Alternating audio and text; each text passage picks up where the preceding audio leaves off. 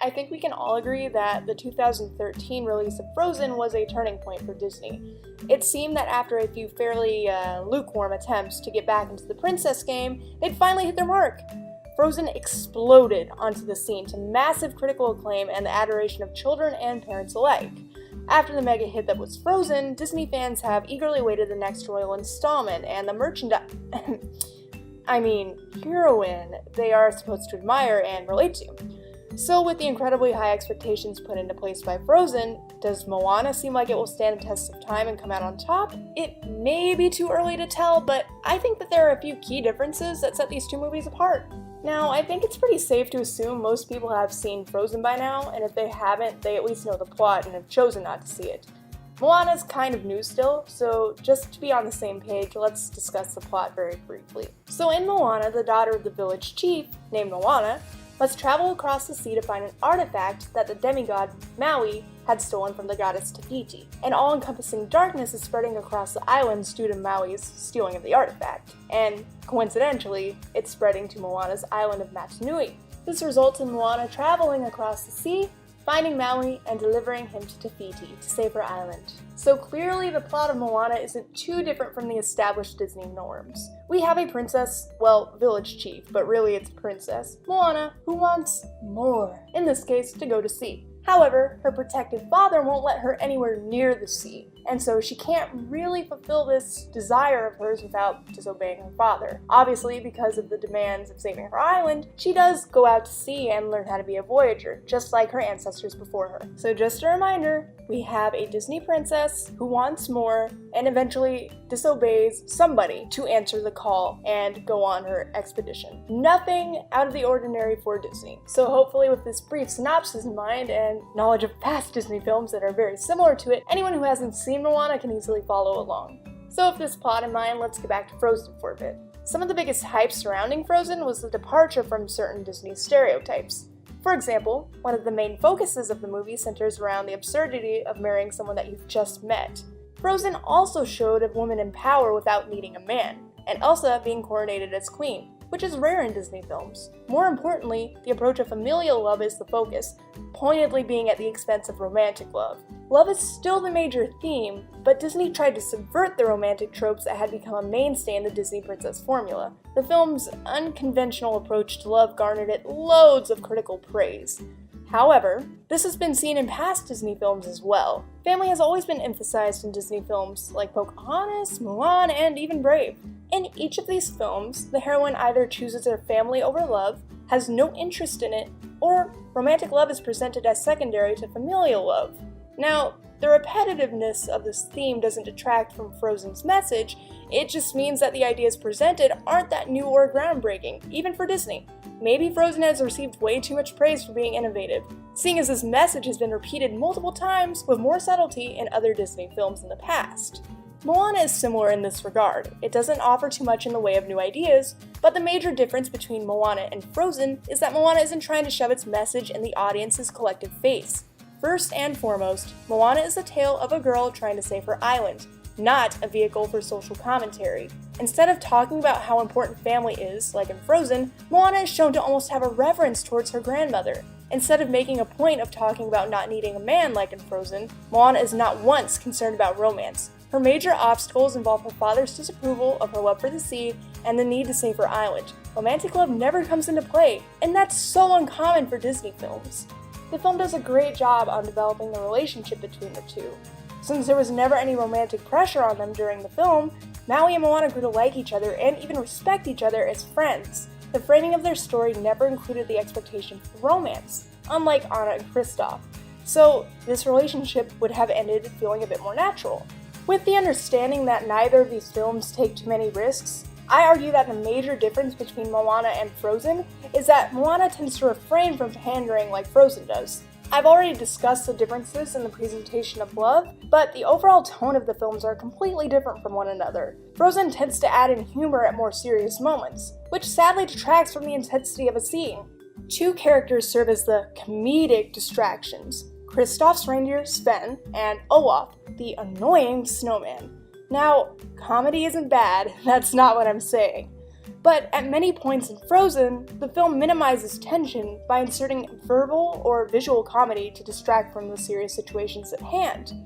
Obviously, humor is subjective, but in my personal opinion, I found so many of these scenes to be so tedious that I just wanted to get back to the plot of the film.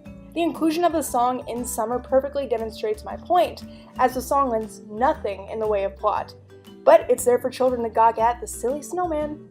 Moana doesn't really have these pointless moments, at least not to the degree that Frozen does. Only the song Shiny is a bit different in tone and sound. But action surrounding the main characters and further development of the plot takes place during the scene. This is different than, say, In Summer, which serves no purpose. To be fair, Moana does also suffer from some painfully cliché humor. Repetitive jokes, such as Moana being thrown off the boat by Maui, become stale very, very quickly. The most irritating example of humor are the modern references to Twitter or basketball. I was so concerned that this type of pop culture humor would invade the rest of the film, but much to my surprise, and what made me very happy, is that it didn't. So yeah, Moana has some bad examples of comedy too, but the difference is that they are much shorter and pointless songs are literally non-existent. I would much rather sit through a few bad jokes than a pointless, irritating song. Crucial to the humor in most Disney films is the animal sidekicks, so let's get on to that. We're going to include Olaf in this category as well, seeing as 1. He isn't human, and 2. Serves the same purpose as these furry sidekicks, to provide humor. Sadly, Olaf suffers from being able to talk.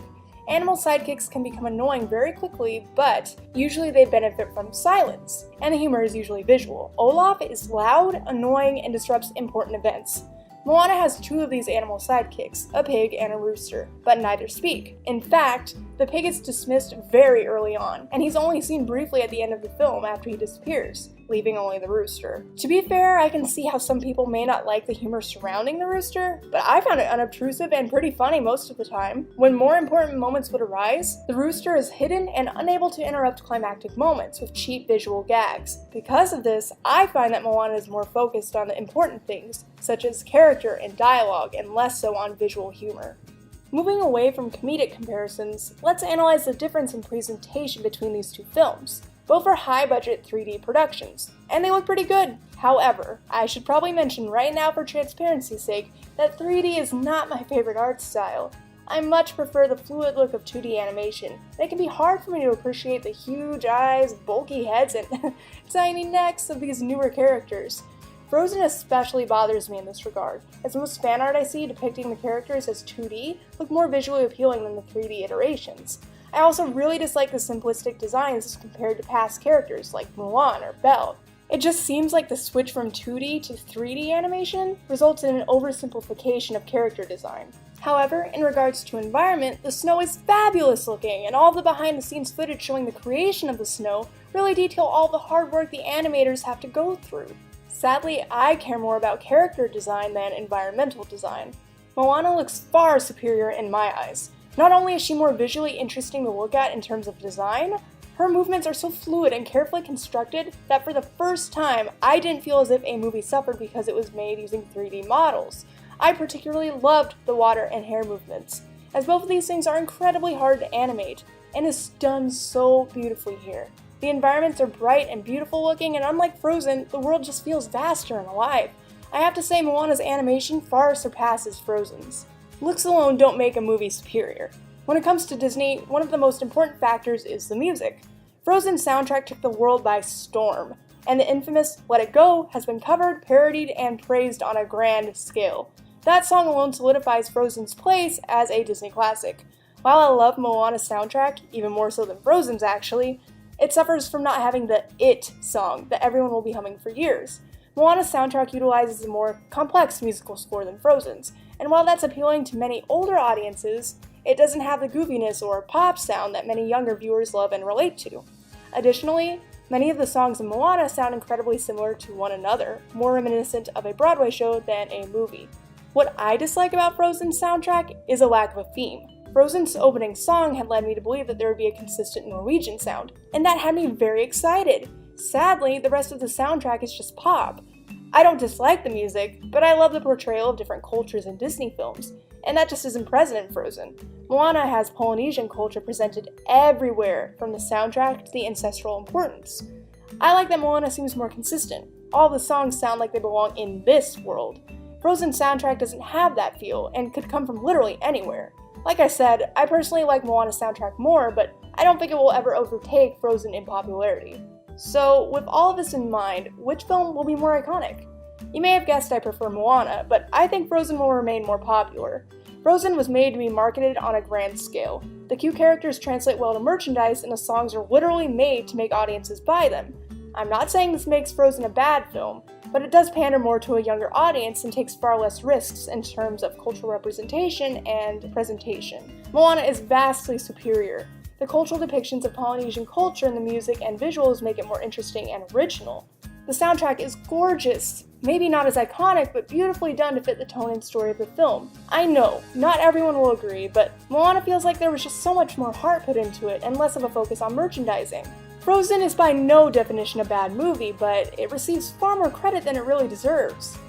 Moana improves visually and structurally in many areas, but it's just not being met with the same amount of praise as past Disney films. I can only hope that audiences begin looking at these films more critically and basing individual criticism less on popular opinion. Maybe when that happens, we can stop looking at Moana in terms of what it doesn't do in comparison to Frozen, and instead in all of the areas that it has vastly improved upon.